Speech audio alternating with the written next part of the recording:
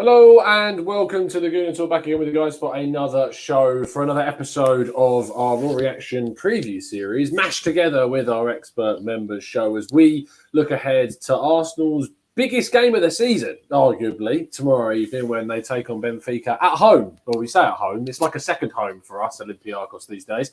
And fingers crossed it can be a good hunting ground for the boys as they try to get to the last 16 of the Europa League.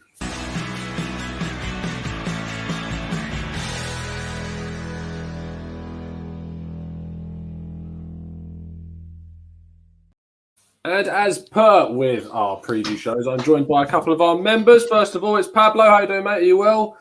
Yeah, doing well. Thank you, Tom. Thank you for having us again.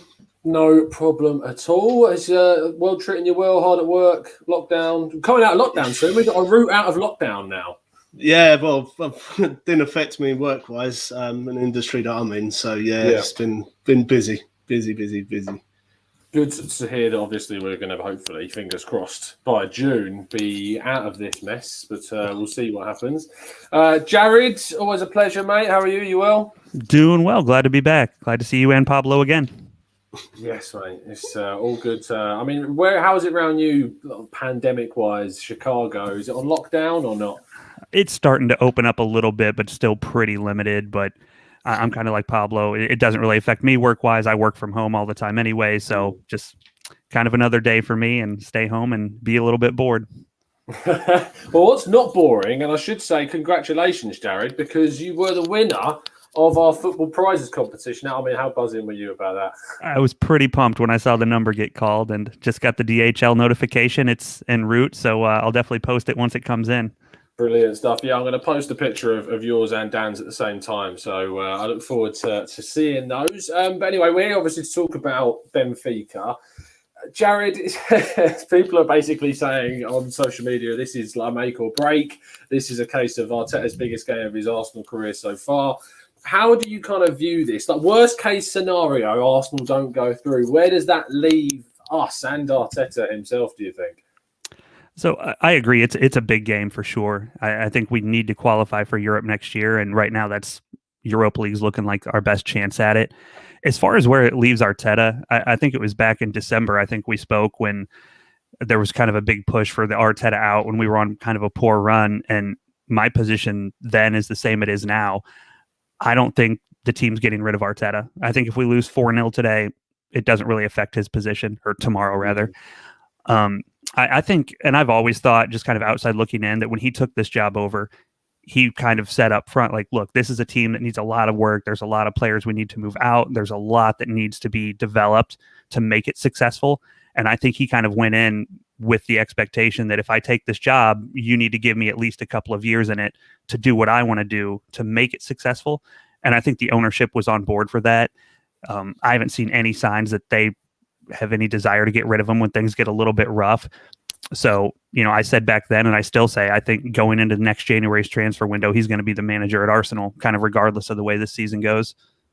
Yeah, I tend to agree with you. Whilst I know that for a lot of people, it's a case of if he doesn't make it through this round, they're pretty much happy to cut ties there.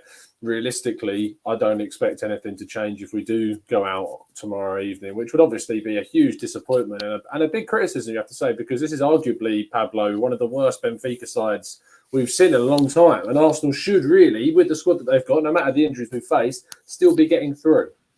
Yeah, I mean, you look at the last game, I think we should have won that quite comfortably. That game, is any other day could have been 4 or 5-1 to Arsenal. The problem is I don't really worry about Benfica, to be honest with you. I worry about us because we're so inconsistent. You just don't know what Arsenal is going to turn up tomorrow. That's the bit that worries me. And I think this is where a lot of the criticism towards Arteta's coming in, is I've heard people questioning whether he's able to motivate the players to get him up for the game, especially at the beginning stage of a game. We seem to always start slow. And also some of his decision that he's been made. I mean, I'm a Arteta in guy through and through. I want to back him. I want him to do well. But some of the decisions he's making is really, really difficult to sort of stick up for him and justify why he's doing it. So to me, I think the most worry we got tomorrow is what Arsenal is going to turn up rather than what Benfica are going to do. Yeah, no, I tend to agree with you. I think that you look at the way Arsenal have performed in some of the games recently, with the performance against Leeds was so different to what we saw against Benfica in the first leg. And then, of course, the way we lost against Man City, whilst no one really expected us to get too much from that game, it was the performance, I think, for a lot of people that let them down. Jared, based upon kind of the rotation and what we saw against Manchester City, without naming specific names, are you expecting a lot of rotation again from that Man City lineup? Not a lot. I think we're going to see a pretty strong team. He said after the game, we've got a final on Thursday, and I think that's the way Arteta looks at it, that this is the important game coming up. It's a huge game for him because, like you guys have said, if we get knocked out of Europa League at this stage again this year, it's going to get pretty ugly with the fans. So I think he's going to put an extraordinarily strong lineup out, probably about the best we can, and try and really go out there and ensure a victory. Yeah, I mean, even if we get through, there is a hell of a lot of good teams in it this year. With all three English clubs that are still in it with us, Spurs, United, and Leicester are exceptionally strong and all above us in the league currently. So there's no guarantees you get past Benfica and you're going to get given an easy draw. We certainly got the hardest of draws of all the English sides going through.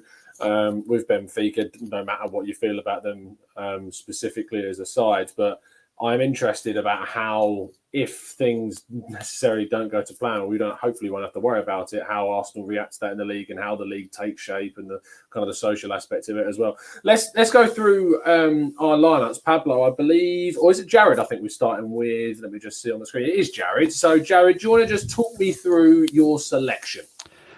Yeah, I think after last week's game, where I think all of us who watched it thought we were the considerably better side and should have come away with a comfortable victory. While we didn't, I think that we're going to see a similar lineup rolled out. I think one criticism people have of Arteta, which maybe isn't unfair, is that he can be a bit stubborn. We see a lot of close games where, he comes out and talks about how we dominated the game, and he's very confident in his choices and in his tactics. So being that we outplayed them last week, I think we're going to see a similar lineup this week with just a couple of changes. The first, Kieran Tierney, obviously, he's one of our main cogs in the wheel. So if he's healthy, he's going to be in. So I expect him to take over for Cedric. In the middle, Gabriel and Luiz was pretty straightforward. Holding, not sure where he's at in terms of the concussion protocol, but I don't think we'll see him. I know he hasn't been in training. So I think that partnership of Gabriel and Luiz will definitely be what we see.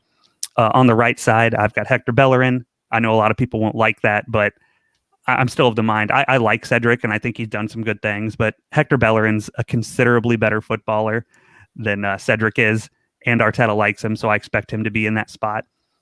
The midfield, this one was tough because Xhaka and Ceballos, I thought, played a phenomenal game last week against Benfica. They were really, really strong. But again, kind of going back to Arteta saying he views it as a final, I think even if they tell him, party's good, maybe 60 minutes, I think he's going to put him in for 60. I think he's going to do everything he can to get him on the pitch. So I went with him and Xhaka because they've been pretty quality together. And up front, I went with the same attacking four. When we go out and create a lot of good scoring opportunities, I think Arteta is going to stick with that and go out and assume that we're going to convert some of those this week that we get. And in general, I think it's a lineup, given the quality of the Benfica side we saw. This is a lineup that I think we should be able to go out and comfortably win the game if we go out and do what we're supposed to do and bag a goal or two, because there really weren't much of a threat going forward. Leno was hardly challenged, obviously the penalty, but other than that, I think they only had a couple of shots on goal. So I think it's a team that is definitely good enough to go out and get a comfortable win, move us on to the next round, and just kind of settle everyone down for a little bit. Yeah, I think it's a strong enough team. There's a couple of things, and I'll come on to mine up in a second, I think are slightly different. Pablo, obviously, you've not got Partey in. You said that you would have had him in. Let me just, before you go into that, read what Arteta said about Partey. He said, Thomas is very close. He's got a final test today in training. If he's feeling good, he will be available to play the match. So if you had the chance, I imagine you'd be swapping out Ceballos or Partey. No, I'll be swapping Xhaka for Partey. Oh, okay. I'll be swapping Xhaka for Partey, to be honest with you. Like I said, we can only beat ourselves tomorrow. Benfica are a poor side. From what I saw of them, I was not impressed at all. So I think we should go for it. It's a cup final. It's a one-off game as well. So somebody has to win tomorrow. So why not go for it? I think Xhaka, but obviously, has been doing well recently, but still, Ceballos and Partey, I'd love to see them two together because Ceballos on the ball, he gives us something different, where Xhaka doesn't. So with my lineup, obviously Leno in goal, I've gone with Cedric right back. To me, Cedric was Cedric. getting a lot of criticism in the I had a feeling. So to me, my personal opinion, I think Cedric is the much better defender. He offers us a lot more going forward as well. Luiz and Gabriel and Tini, again, they speak for themselves. They're possibly Gabriel and Luiz is probably our strongest sort of centre defenders at the moment. I came on the other day and played, didn't do great, but I was okay. Pablo Mari. But I'd stick with Gabriel. Like I said, Xhaka, Ceballos, but if Partey's available, I'll drop Xhaka. And the front four, I mean, when we was doing well in attack and you could see the change and we started winning games, is when we had Lacazette up front, feeding a ball to Saka, Pepe, Smith Rowe. So I'd like to see them four back together again because they've got good chemistry. Yeah, I mean, they're the guys that were playing quite well recently after, post Christmas, of course. I think they're the ones that started against Southampton as well. They were the four that played up front and we smashed them 3-1 at St Mary's. So it's a strong lineup. I've gone for some slight changes in and around things. I went for Cedric. Now, I am going to come to Jared's defence here. What I will say is in the chat is that I agree in the sense that Bellerin, I think, is better than Cedric based on paper. I think he is a better player than Cedric on paper. But Cedric's form right now is what, for me, is putting Cedric into the team. Cedric is an out-and-out backup right back, a solid average player. But Bellerin's form has been so poor recently, I just can't bring myself to put Bellerin in right now. Luiz and Gabriel, I think, are best probably centre-back pairing. The communication that they have, the relationship they have together. The way Luiz has played recently has been really positive. The way he's bringing the ball out from the back, his long balls in behind have been good. So with, I think, Partey there, it enables him to do that even more. I'm praying that obviously Partey is available. I disagree with Pablo. I'd still go with Xhaka because I think he unlocks that left-hand side of his kind of balls through between the defensive lines. But if Ceballos was to start next to Partey, I wouldn't be aggrieved in any way. So I think Ceballos has shown in the last few games what he can offer to us and the way he brings the ball forwards really well. And I thought we kind of suffered against Man City with El Neni there instead of Ceballos, actually. Tierney's a no-brainer. If he's fit, he plays. And the front four, I've gone for the same front four as Jared with Emile Smith-Rowe and Odegaard that worked really well together against Leeds. I think they're a little bit tired against Benfica in the first leg and it wasn't really able to work. And then Saka, if he does play for me, has to play on the right-hand side. And Aubameyang up top. Daniel Robert does ask the question, where's Willian? Does anyone want to take the question as to where Willian is? He's where he should be in my list. He didn't make my squad.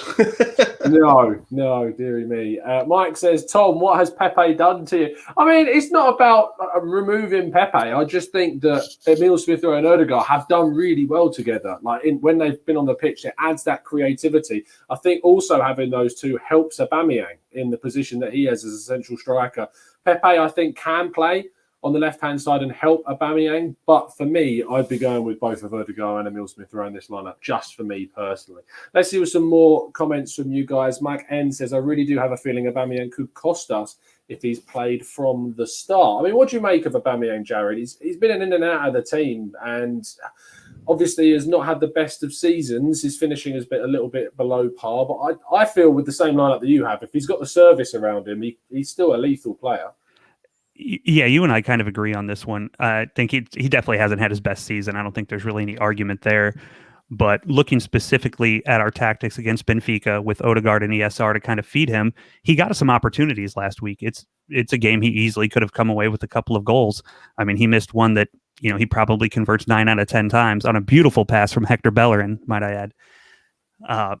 But in general, I think he's played pretty well. The Leeds game was great. The Man City game, it just wasn't one we were creating a lot of opportunities anyway.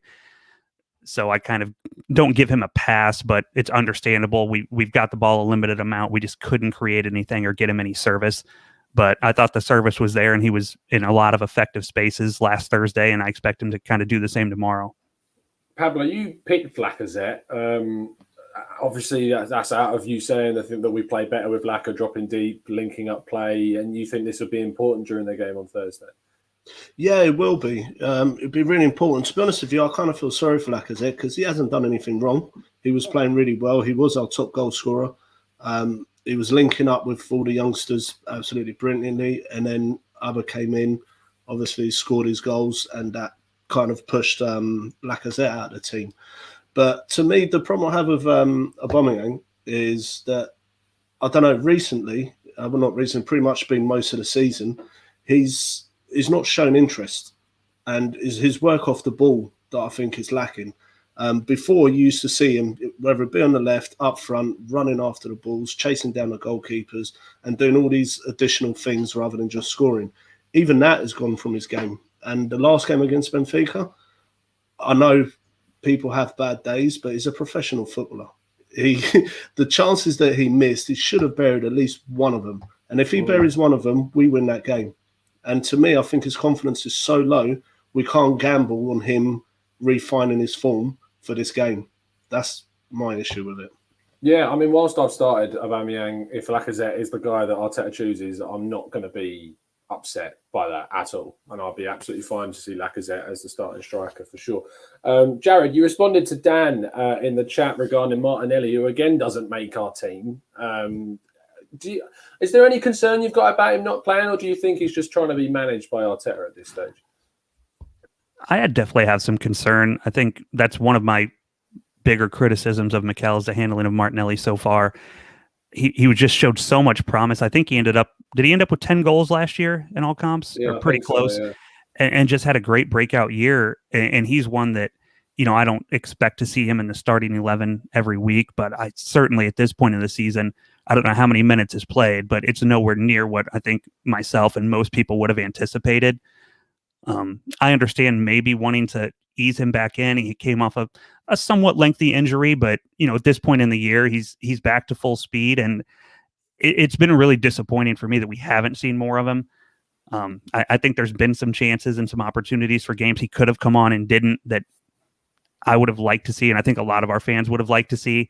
I know all the games we see Willian warming up and he's still sitting there with his warm-up on gets everybody a little upset, and me too, because I think he's more of an impact player coming on as a sub than Willian is, obviously. So I'm definitely disappointed with it.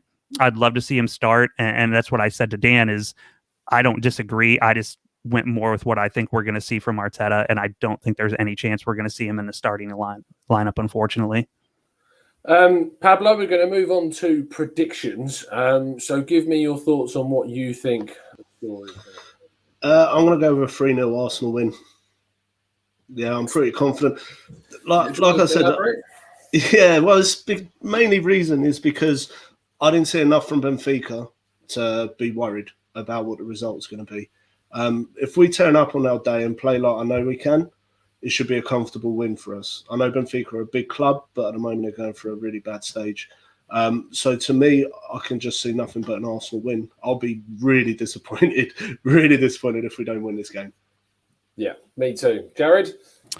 Yeah, I had it down for 3-0 Arsenal as well. Most of the same reasons. The Benfica side's not great, and it's a game after watching last week that I think we should win pretty comfortably, barring us doing, something Arsenal, red card, penalty, something like that. I think it should be a pretty comfortable win. Looking at the weekend, what Benfica did, they drew 0-0 against Firenze, and I'm looking at the team they played. I mean, they played Nunez, they played Everton, Taarabt, Vertonghen, Otamendi played Seferovic, and then they brought off the bench Grimaldo and Waldschmidt and Gonçalves and Pizzi.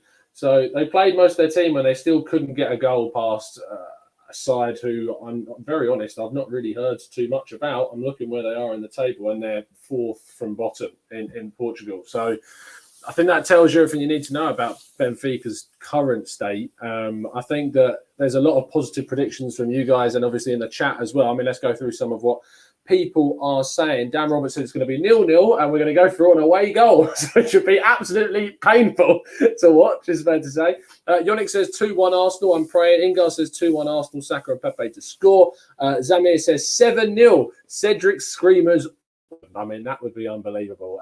Ezeldine says 5-1 Arsenal. Doug Otto just wants to see a win. Javier says 3-2 Benfica. I think we got lucky first game. Everton is going to have a show tomorrow night. Deary me. Karthik says 3-0 to the Arsenal. Ed Welch says 2-0 Arsenal. David Blashik says 2-0. No Sleep says 3-1. I'm just going to move. I'm going to come back to the super chat in a second. Matt G says 3-1 Arsenal. Zamir says the question is, Pablo, will we turn up? Which is very, very true. Doug says if Partey starts, then 2-0. If not, maybe a 1-0 win. Paul Geyer says 2-1 after extra time. That'd be an incredible 30 minutes towards the end of the game. And Tom says I'll take 0-0 to go through. Yannick says, if we lose 4-0 tomorrow, bring Mertesacker in. I don't care at this stage. The real Janice, thank you so much for the super chat, mate. It says, I'm sorry to say this, but I've lost my enthusiasm. The roller coaster, the ride this club has put me on is ridiculous. Cronkies need to clear on ambition. Need to be clear, sorry. Ambition. And we'll have longer podcasts to discuss the long-term views of the club and the ownership and where things need to happen, probably more towards the summer after the season's completed and whatever state we end ourselves in. I'm going to be obviously always positive and go for a 2-0 win with, of course, the TGD's prediction of a Cedric Screamer. Fingers crossed that can happen. But thank you to my two fantastic guests. First of all, Jared, really appreciate your time, mate, and congratulations again on your signed Dennis Bergkamp shirt. Thanks a lot. Appreciate it. Always a pleasure to come on and chat with you. No problem at all. And finally, Pablo, always a pleasure, mate. Thank you. Thank you for having us. Thank you, Jared, for a great time. Really enjoyed this. Really good. Thank you.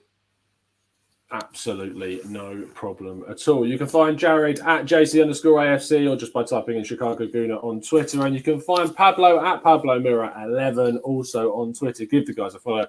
As well as ourselves at the Gooner Talk TV and myself at Tom Canton Media. We'll be back straight after the game completes tomorrow evening. I'll be joining Hugh as well for the watch along. And probably get into another bickering debate with him once again.